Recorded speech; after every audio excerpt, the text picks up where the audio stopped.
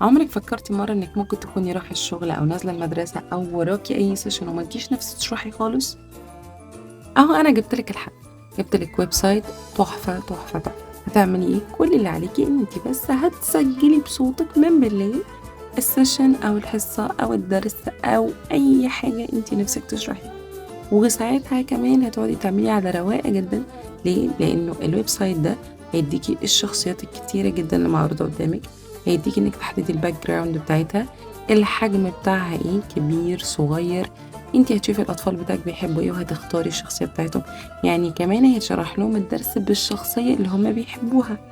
تبدئي تحددي أنتِ عايزة الحجم إيه، الشخصية بالضبط أنهي شخصية في الكرتون، أي شخصية أنتِ عايزاها، وبعد كده بتضغطي إنِّك تسجلي الrecord بتاعِك، بتدخّلي الrecord بتاعِك سواء كان session سواء كان أغنية سواء كان أي حاجة أنتِ حابة تسمعيها لهم، وبعد كده بيبدأ يحمّل، وبعد ما بيحمّل هتسمعي زي ما هتسمعيه دلوقتي بالضبط.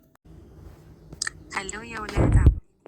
اخباركم ايه النهارده؟ هنشرح ليدر ايه؟ يس. وبعد كده تقدري تحمّليه بعد ما بتسجلي بإيميل جوجل بتاعِك، وكل ده وأكتر هتعرفيه في كورس تأسيس معلمة رياض أطفال، كل التفاصيل بتاعته private على رسايل الصفحة وعلى رسائل الإنستجرام، وباي.